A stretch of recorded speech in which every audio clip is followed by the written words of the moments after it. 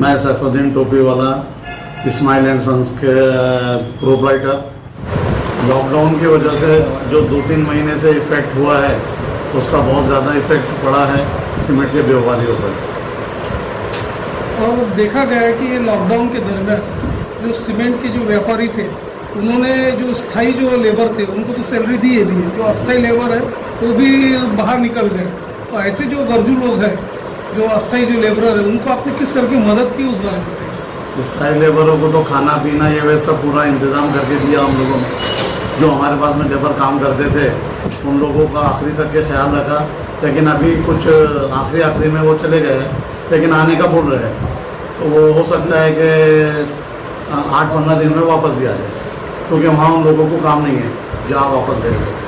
Cement की जो trade है, ये ट्रेड में आप जो व्यापारी लोग हैं, देखा जाए तो TDS हो गया, GST हो गया, इनकम टैक्स हो, उसको आपको तो भरना पड़ ही रहा है। इसके अलावा आपको किसी प्रकार कोई रिलीफ मिली है क्या सरकार की? कोई रिलीफ मिली नहीं है। सिर्फ जो टाइम उन्होंने एक्सटेंड किया है वही उतना है, बाकी तो कुछ नहीं है। और उसमें भी 5 करोड़ के ऊपर के टर्नओवर वालों को तो पूरा विथ इंटरेस्ट भरना है पैसा। जैसे कि केंद्र सरकार ने जो 3 लाख करोड़ रुपए जो SME के लिए घोषित किए थे, तो वो जो आर्थिक पैकेज है, तो ये उन्होंने कहा कि मतलब जो छोटे उद्योजक है, कुटीर उद्योजक है, मध्यम और सूक्ष्म उद्योजक, उनको भी मिलेगा। तो उसका बेनिफिट आप तक पास हुआ कि नहीं? सच बात तो ये है कि वो समझ में ही नहीं आया कि किस हिसाब से वो लोगों को पैसा देंगे करके। इसमें तो क्या है कि लेबरों के पास में या छोटे जिसकी ये कम है अपने इनकम, उन लोगों के हाथ में पैसा आता तो वो मार्केट में रोटेट होता। ये लोन वगैरह जो दे रहे हैं, लोन वगैरह की वजह से कोई बहुत ज़्यादा पैसा रोटेट होगा नहीं मार्केट में, मुझे ऐसा लगता है। तो कोविड-19 के इफेक्ट की वजह से केंद्र सरकार ने RBI के थ्रू फ्रेश लोन जारी करने का एक आदेश निकाला हुआ है RBI के थ्रू। तो वो आदेश आपको मिला है क्या उस चीज़ का? हाँ, वो आदेश मालूम तो है, लेकिन उसका इफेक्ट अभी तक कुछ आया नहीं मार्केट में। कितने % लोन का ऐसा कोई स्कीम बताया होगा? नहीं, उसके बारे में बहुत नॉलेज नहीं है पूरा। अच्छा, ये जैसे अभी ये जो क्रेडाई वाले जो है और बाकी के जो लोग हैं या नेता लोग हैं, ये बोलते हैं कि सीमेंट के रेट में वृद्धि हो रही है, सीमेंट मैन्युफैक्चर रेट बढ़ा रहा है। तो डायरेक्ट कभी कभी आप स्टॉकिस्ट को भी टारगेट करते हो कि स्टॉकिस्ट भी बढ़ा रहा है 20-50 रुपये। ये बात कहाँ तक सत्य है? सत्य इसलिए नहीं है कि स्टॉकिस्ट स्टॉक तो रखता ही नहीं है। जितने भी डीलर है आजकल कंपनियों के गोडाउन है, और जिस दिन हम लोग माल खरीदते हैं उसी दिन का रेट लगता है हम लोगों को। तो कंपनी की भी थोड़ी सी मजबूरी ये है कि लॉकडाउन की वजह से उनको भी सैलरी वगैरह ये देना पड़ा। अभी उनका प्रोडक्शन बहुत कम हो रहा है, प्रोडक्शन कम होने से प्रोडक्शन कॉस्ट बढ़ गई है, तो कॉस्ट की वजह से हम लोगों का इफेक्ट आया हुआ है। बाकी अभी यानी पिछले 2-4 दिन में रेट उल्टे 20-25 रुपये कम भी हो गए। लॉकडाउन के दरमियान देखा कि कंस्ट्रक्शन जो क्षेत्र है या अपना तुम्हारा हाउसिंग जो क्षेत्र है, वहाँ पे नए फ्लैट स्कीम भी टोटली बंद थी। गवर्नमेंट के नए प्रोजेक्ट्स भी रुक गए थे श्रमिक नहीं होने की वजह। तो उसका खामियाजा आप लोगों को भुगतना पड़ा गया। नेचुरली भुगतना पड़ ही रहा है, क्योंकि धंधा नहीं होगा तो ये सब चीज़ें के खर्चे तो लगे हुए हैं हम लोगों के पीछे।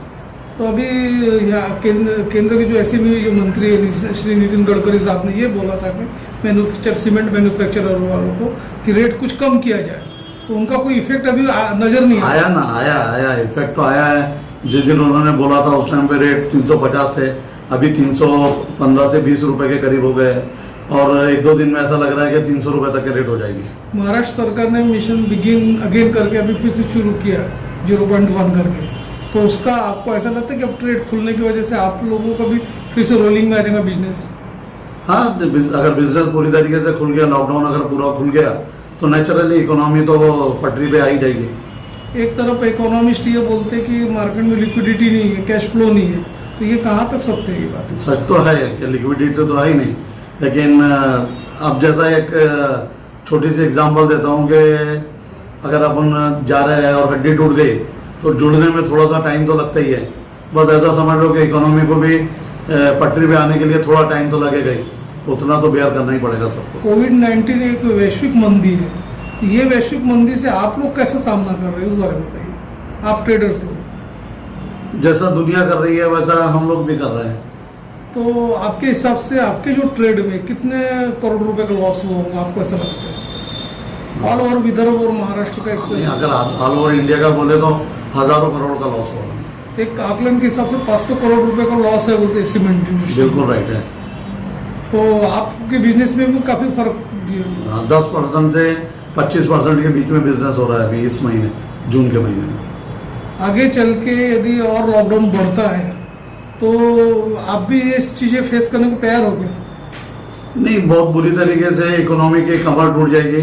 अब लॉकडाउन तो नहीं होने को ना, लेकिन हाँ इतना है कि भाई सब जने ने, जितने भी देशवासी है, उन्होंने कोरोना के जो वो दिया हुआ है, मतलब गाइडलाइन दिया हुआ है, उस पर अमल करते हुए अगर काम करते रहे तो इकोनॉमी भी बराबर पटरी पे आएंगे और अपनी ज़िंदगी भी चलेगी।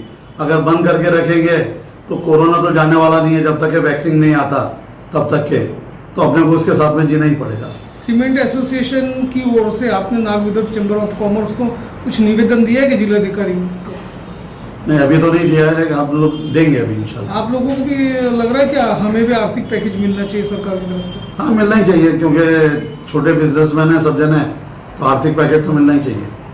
सभी देशवासियों से और मेरे खास दोस्तों से निवेदन करता हूँ कि लॉकडाउन 1 खुल चुका है, इकोनॉमी पटरी पे धीरे धीरे आने लगी है।